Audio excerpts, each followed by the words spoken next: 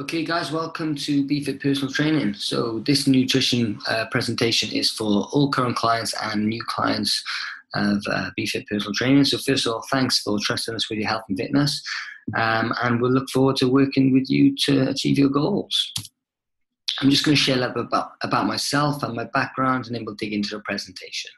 So I'm Kev Foley. I'm the owner of BeFit Personal Training. I've got over 15 years of experience in the fitness industry, which means I've had a lot of experience helping people achieve their goals, and in particular weight loss goals. So BeFit have been around since 2007, and I basically built a business around helping men and women who struggle to balance the stresses of a busy work and lifestyle and a hectic family life at home. So that's really who I'm passionate about helping, and I've built a business to make sure that we deal with those issues that people struggle with on a daily basis.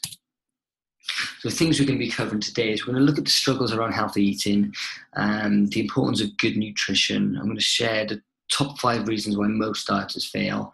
Also, I'm going to share our proven method on how you can eat for sustainable fat loss, and I'm going to share some quick wins to get you started off on the right foot.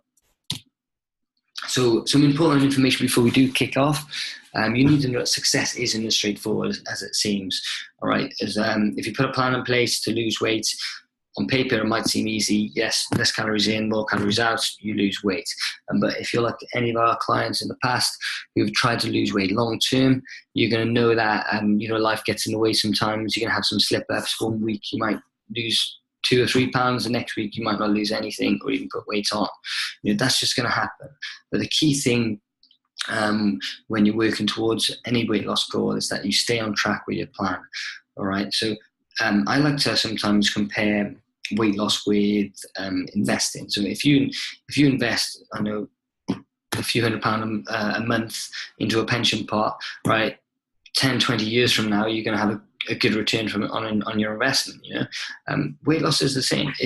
If you're investing 80% of the time throughout the week, you're making good positive choices which are going to move you towards your goal, and you're doing that week in, week out, do you think you're going to be in a better position in say 6 to 12 months from now? No doubt about it, you are. So just make sure that if you do slip up, reach out for us for a bit more support, and let's get back on track with it.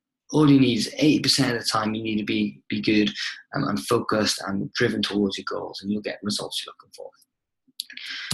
I'm just going to share the stages of change cycle with you, because at some point you're going to hit all of these. All right, so I'm just going to go through them individually so you got a better understanding of it. So the pre-contemplation stage.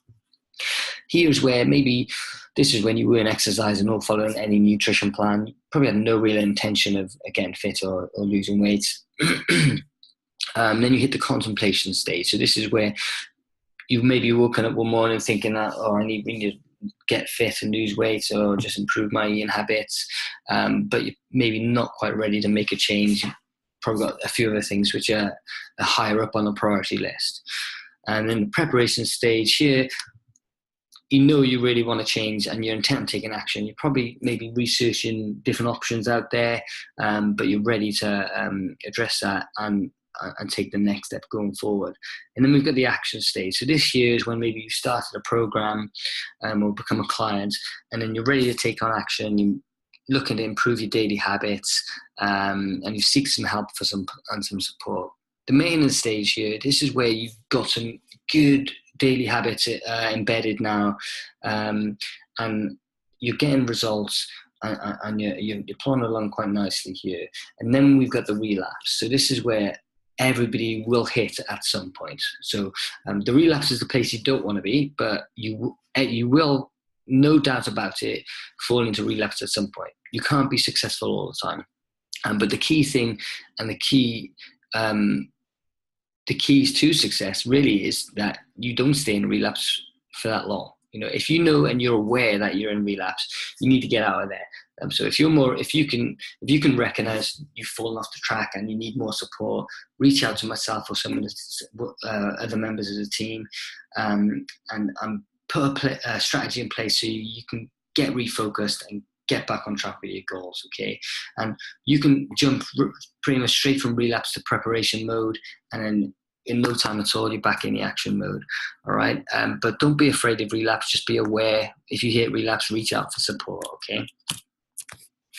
A common question I always ask when I hold these presentations live is, what are your struggles when it comes to healthy eating? So I pulled out a few of the common things that we have. So I'll just share them with you now. So things like I'm too busy, my family won't eat healthy food, I have no time, I don't know what to eat, I like food, it's too expensive. These are all the common things that we hear. I'm just going to dig into a few of them right now. So let's go with I'm too busy and I have no time. So these are probably the most popular things that we hear. And quite frankly, it doesn't cut for me. Everybody's busy. Everybody has a hectic schedule. Yet how can one person be successful and other people not be successful?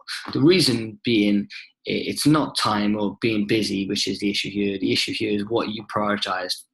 If you're putting time and being too busy as an excuse right now, what I'm hearing is that for you, your health and fitness isn't a priority for you right now. As brutal as that might sound, that's the truth. Because no doubt, if you went to the doctors and they turned around and said, "Hey, if you don't improve your eating habits and get fit, you're gonna drop down in like 2 to 3 months," would that be motivation for you to change your eating habits and improve your health and fitness? Hell yeah, it would, no doubt.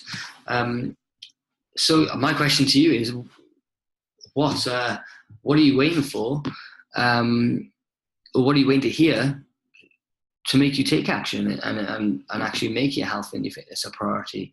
Like I've worked with many clients in the past who've had multiple businesses and a family life at home, yet they've still found time for their health and their fitness because they made it a priority. So if your main excuse is I'm too busy and I have no time, then you need to address your priorities before you actually look at taking action. Anyway, I'll move on now to the next bit. I don't know what to eat. So this is another common thing that we hear. And quite frankly, sometimes when I read so much information out there, I don't know what to eat. It's just one of those things. There's so much information out there. It's easy to get confused with it. So the key things that you need to do is focus on simple strategies, which are going to allow you to eat the foods that you enjoy, but at the same time, allows it to be sustainable long term. Okay, let's move on and dig into the presentation. So first of all these struggles can be addressed, and we're going to help you address them.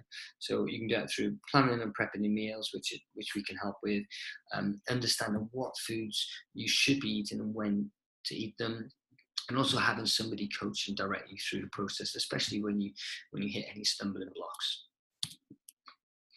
All right, so 80% of people eat like this. So you wake up in the morning, you may have breakfast or you may not have breakfast. If you do, it's going to be maybe a cup of tea or coffee, quick bit of cereal, a bite of toast, and then you're out the door.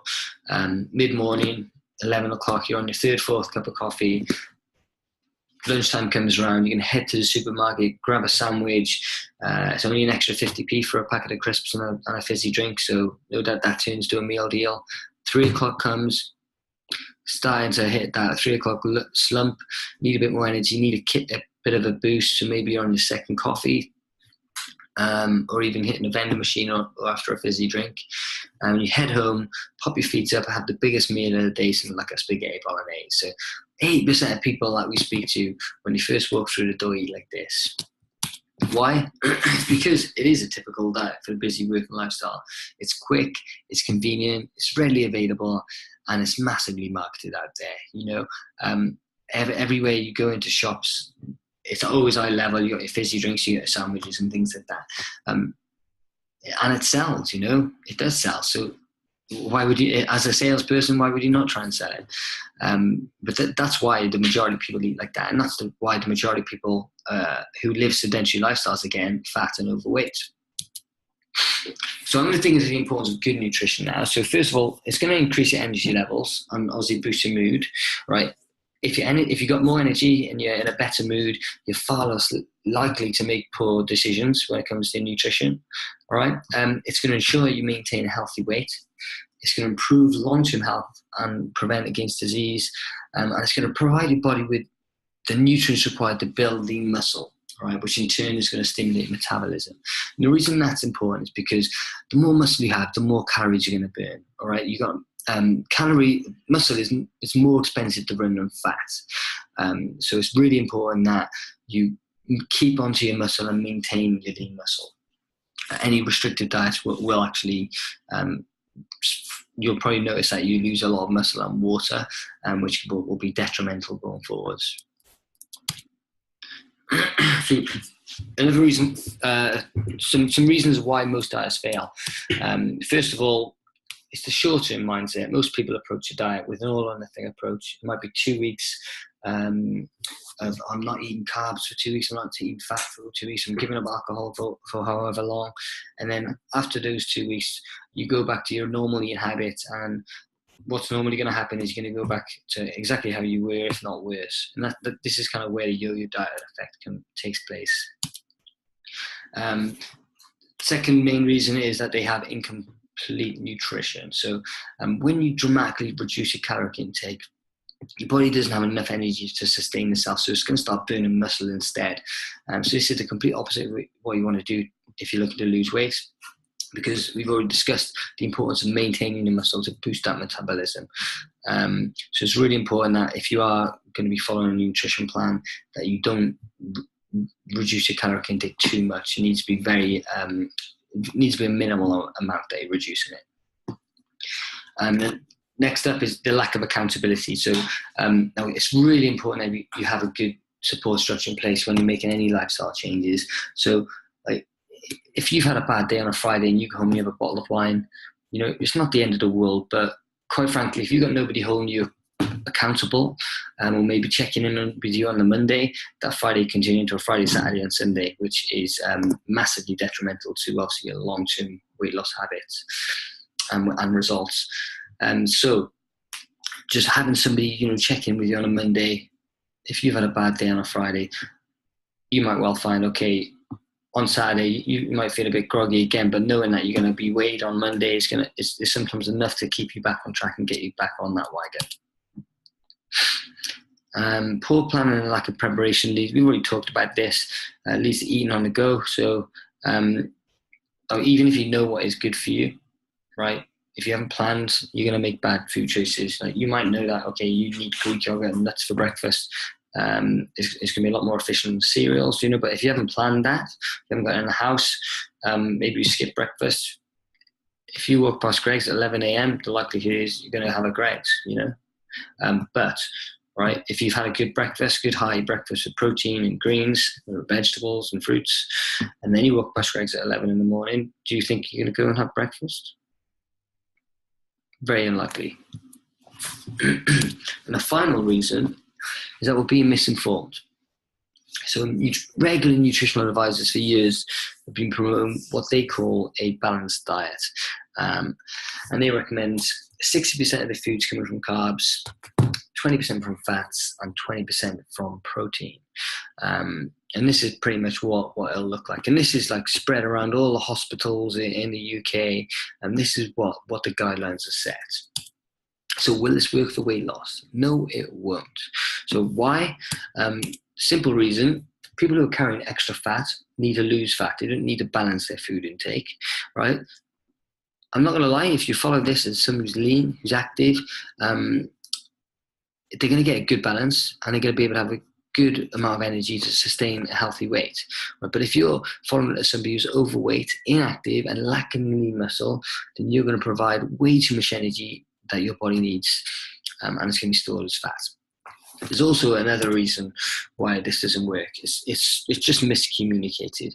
Now, every time I do a presentation, I always ask the group, hey, does this look like 60% of carbohydrates? And the majority of people don't put don't say it does. They say, no, it doesn't. It looks about 30%, which would equate to the bread, rice, and pastas here in the yellow. But what many people forget is that fruits and vegetables, or not even forget, they're just not aware that the fruits and vegetables are carbohydrates as well, because they're called fibrous carbohydrates.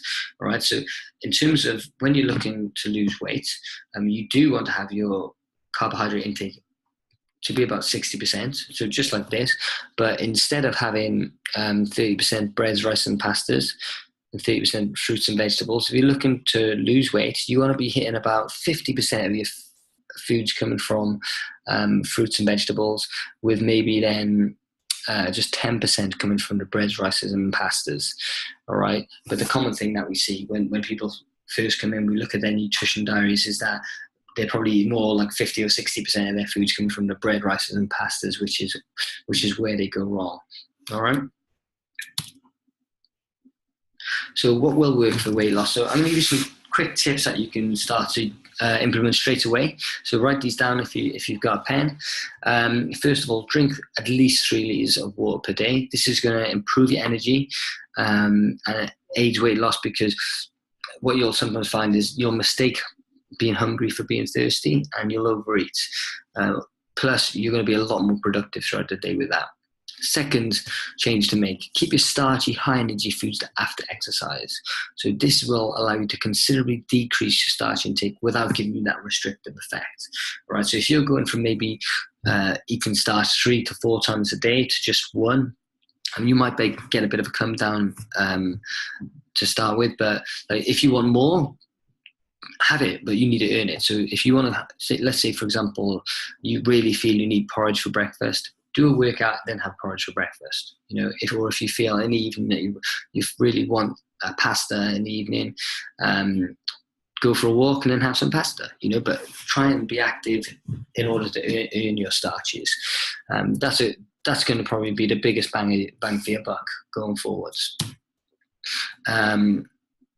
Actually, I correct myself. This will be the biggest bang for your buck going forwards. So keep non-nutritional value foods to a minimum. This is like crisps, fizzy drinks, chocolates, sweets and alcohol, etc.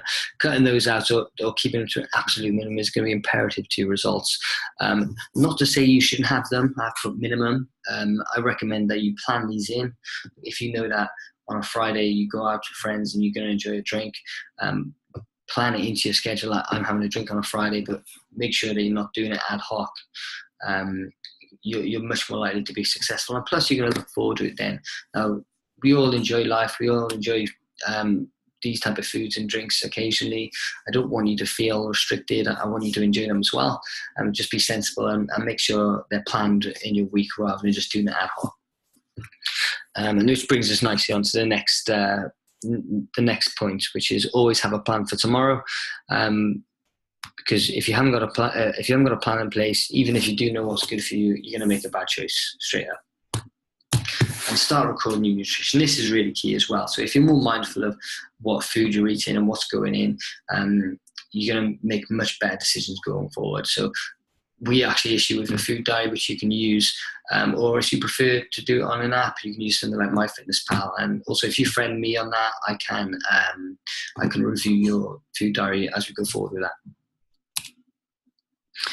All right, so what will work for fat loss when it comes to meals? So here we've got a standard meal and a post-exercise meal. And one thing you'll notice is both sets of meals. And one other thing, when I'm talking about meals, I'm referring to any time you eat. So every single time you eat, you should have this kind of balance. It might not be the same size of plate, but you should have this balance. So both meals, no standard meal and post-exercise, should include protein and veggies or fruits. Okay, so always ensure every time you eat, you've got protein and veggies there. That's going to help keep you sustained for longer and it's going to provide good nutrients going forwards. The only difference is here, your post-exercise meal, you're going to then add those starches. All right, so the starches like the breads, rices, and pastas and things like that. So there we have it. Standard meal. You got your veggies. That would be maybe about 3 fists of veg there. Would equate to that kind of portion. If it was just a snack, it could just be like an apple with a handful of nuts. That would give you your balance there. Okay.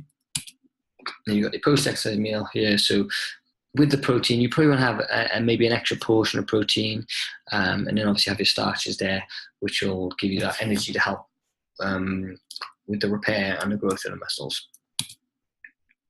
So there's a few other things to consider when following any successful nutrition plan. It needs to be non-restrictive. You should never feel like you can't eat certain foods, okay? It should include an initial assessment, so you can set a realistic goal, and then you should definitely have regular reviews on that. And it should be designed then to specifically fit into your lifestyle. So if you work shifts, right, you're working a 12-hour shift and you don't finish at 8 o'clock, following that stupid rule of not eating after 7 o'clock isn't going to work for you, you know. So make sure any nutrition plan you follow is going to fit your lifestyle and exactly how what works for you, okay? It needs to be balanced with plenty of water. That's a key objective for you. And you need to be regularly planning on food preparation. So if you find maybe the thought planning 3 or 4 meals a day is overwhelming for you, what I recommend you do here is just maybe pick where you're struggling. So if you struggle with breakfast, just plan your breakfast for a week. And then once you've got that nailed down, you can then maybe look at the other meals then going forward. Your plan should also allow for cheat meals, and it should include regular accountability and regular reviews. All right, so I just want to outline Slimmers Club before we come to an end here. So every Wednesday at 7 p.m. we're going to be doing a Slimmers Club, and this is free for BeFit clients. And we're just going to do a weekly weigh-in. So if somebody wants a bit more accountability, this is going to be perfect for you.